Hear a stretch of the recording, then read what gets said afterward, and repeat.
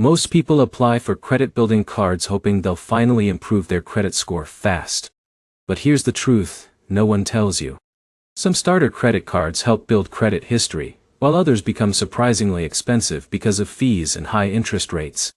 In this video, you'll get an honest review of the Fit Mastercard in 2026, including how it works, the real pros and cons, who it's designed for, and whether it's still worth using today. Let's start with the basics. The Fit Mastercard is marketed mainly toward people with poor credit, limited credit history, or users trying to rebuild damaged scores. That's why many applicants choose it after getting rejected for traditional credit cards. For example, Alex had trouble qualifying for mainstream cards after missing payments years earlier. A credit-building card gave him a chance to slowly rebuild payment history again. Now here's where it gets interesting. The biggest selling point of cards like Fit is accessibility. Approval can sometimes be easier compared to premium rewards cards designed for users with stronger credit. But here's the problem. This is where most people fail. Many users focus only on approval and completely ignore the total cost of owning the card. Some credit-building cards may include annual fees, monthly maintenance fees, or high interest rates. Those charges can quietly add up if someone carries balances month after month. John originally thought the card would help rebuild credit cheaply. But after carrying a balance and paying fees repeatedly, the overall cost became much higher than expected. In a minute, I'll show you the smartest way to decide whether a credit-building card is actually helping or hurting you financially. Before that, let's talk about one important advantage.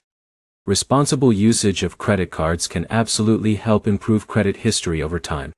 That usually means making payments on time, keeping balances low, and avoiding missed due dates consistently. But here's the catch. The card itself does not magically improve your score. Jake used a starter credit card but constantly maxed it out and made late payments. As a result, his credit progress stayed limited even after months of usage. This is why habits matter more than the card brand itself. Another thing to consider in 2026 is competition. Newer financial apps and secured credit products now offer alternative ways to build credit with lower fees or extra budgeting features. That means users should compare carefully before applying. Now for the honest answer. Is the Fit Mastercard still worth it in 2026? For users with very limited approval options, it may provide a path toward rebuilding credit history. But the fees and borrowing costs mean it's usually not the strongest long-term credit card choice if better alternatives are available. The smartest strategy is using cards like this temporarily, while improving your credit profile and financial habits over time. The key takeaway is simple. Don't judge a credit card only by approval odds. Always compare the fees, interest rates, and long-term value too. If you've used the Fit Mastercard before, comment below with your experience. And subscribe for more honest credit card reviews, finance tips, and money-saving guides.